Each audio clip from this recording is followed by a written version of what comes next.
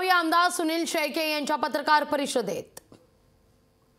आणि जर ते गेले तर याला फक्त जितेंद्र आव्हाड आणि रोहित पवार हे दोघजण कारणीभूत असतील।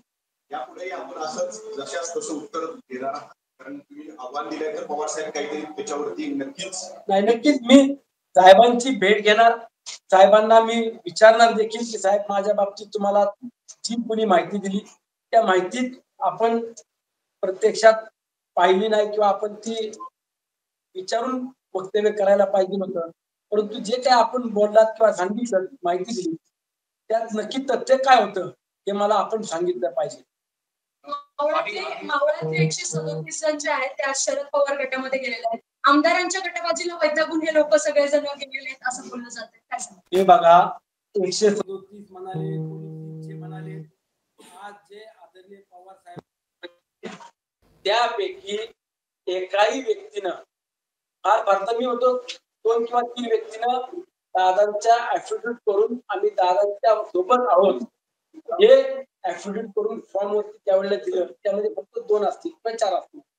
जेवढे आज गेलेले आहेत 30 ते 35 जण गेले, त्यामध्ये एकाने आम्ही अजित दादांसोबत आहोत अशा पद्धतीचं ऍफिडेव्हिट आम्हाला करून दिलेलं नव्हतं। ते पहिल्यापासून पवार साहेबांसोबत होते, ते आज बदलले किंवा आज दादांची साथ सोडून पवार साहेबांसोबत गेले असं मुळीच नाही।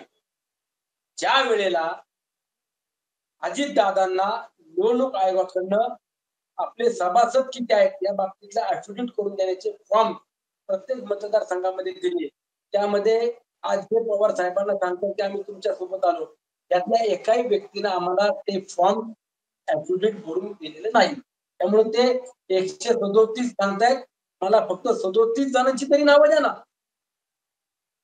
137 सांगणारे किंवा 300 सांगणाऱ्यांना माझी विनंती आहे आपण 37 जणांची तरी नावं प्रसिद्ध करा। तुम्ही म्हणता की चुकीची माहिती दिली असेल त्यांनी पवारांना, पण नेमकं काय कारण असं चुकीची माहिती? मावळ तालुक्यातील मायबाप जनता सुज्ञ आहे। मावळ तालुक्यातील जनतेला दहशत, दादागिरी, गुंडशाही, झुंडशाही चालत नाही। मावळ तालुका विकास कामांना प्राधान्य देणार आहे, सुखादुःखामध्ये उभा राहणाऱ्या व्यक्तीच्या मागे उभा राहणारा हा मावळ तालुका आहे।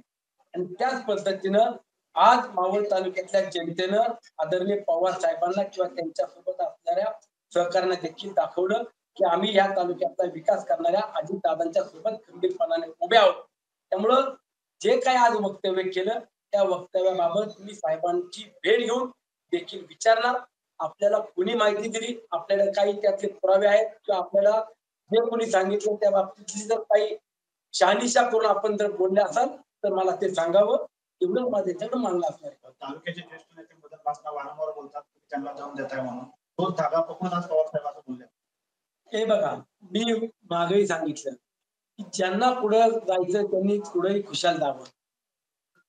प्रत्येकाला व्यक्ती स्वातंत्र्य आहे, लोकशाहीला आपल्याला प्रत्येकाला अधिकार दिलेला आहे। आणि मी साहेबांच्या बाबतीत किंवा बापला साहेबांच्या बाबतीत एकच वक्तव्य केलं की साहेब तुम्हाला जी काय भूमिका घ्यायची ती तुम्ही भूमिका घ्या। तुम्ही राष्ट्रवादी काँग्रेस पक्षात जायचं म्हणता, तुम्ही दादांसोबत आहे म्हणता, तुम्ही पवार साहेबांसोबत जायचं म्हणता, नंतर परत काँग्रेस पक्षामध्ये डायरेक्ट जायचं म्हणून सांगितलं आणि त्यातून परत नंतरनं काही दिवसांनी तुम्ही अजित दादांवरती जे काही स्टेटमेंट केले, माझ्या नेत्याच्या बाबतीत जर कोणी बोललं, जो माणूस आज माझ्या तालुक्याला पाहिजे ते देतोय त्या व्यक्तीच्या बाबतीत जर कोणी वक्तव्य केलं तर मी त्याला प्रत्युत्तर हे देणार आहे।